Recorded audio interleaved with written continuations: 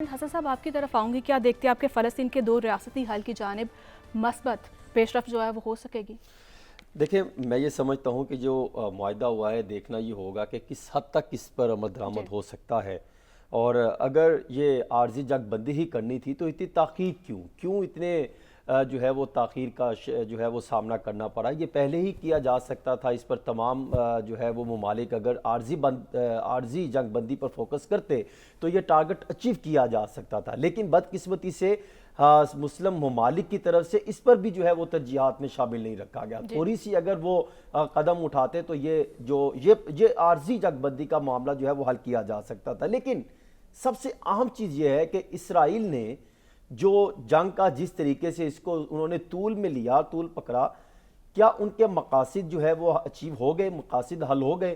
میں یہ سمجھتا ہوں کہ اسرائیلی حکومت اور ان کے سپورٹر چاہے وہ امریکہ ہو یا دیگر کنٹریز ہو، وہ مکمل طور پہ ناکام دکھائی دی ہیں۔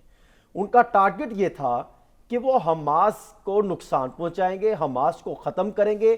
اس سارے ٹینیور میں صرف مختصر سا اگر آپ جائزہ لیں تو وہ حماس کے کسی ایک لیڈر کو نہ تو نقصان پہنچا سکے، نہ ہی کسی ایک ٹھکانے کو تباہ کر سکے۔ ابھی میرے خیال 5 روز قبل اسرائیلی ڈیفنس منسٹر نے یہ بیان دیا تھا کہ ہم نے غزہ پر جو ہے وہ قبضہ کر لیا ہے۔ تو کیا ہوا؟ حماس نے تلویر میں جو ہے وہ میزائل داغ دیے اور پھر ان کے پاس کوئی جواب نہیں تھا۔ حماس کے جو آپریشن کو جو لیڈ کر رہے ہیں وہ یحییٰ صاحب ہیں۔ اب مسٹر یحییٰ 22 سال اسرائیلی قیدی رہے ہیں۔ 2011 میں لگ بھگ جب 1040 کے قریب وہ رہا ہوئے تھے تو وہ بھی ان میں سے ایک تھے۔ وہ اس سارے آپریشن کو وہ لیڈ کر رہے ہیں۔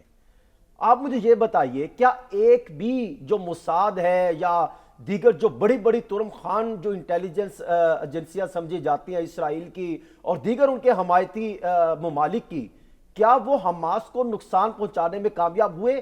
بالکل نہیں ہوئے۔ ان کا ٹارگٹ ایسا لگتا ہے کہ حماس کو سامنے رکھتے ہوئے انہوں نے ٹارگٹ کیا معصوم شہریوں کو، اور 13,000 سے زائد جو شہری جس میں خواتین بچے ان کو شہید کیا اور پورا سسٹم تباہ کر کے رکھ دیا، جس میں ہاسپٹلز تھے، نہ شفا ہاسپٹل چھوڑے، نہ ترکی کے ہاسپٹلز جو وہاں پر جو بنائے گئے تھے وہ چھوڑے، کوئی سسٹم نہیں چھوڑا، تباہ کر دیا۔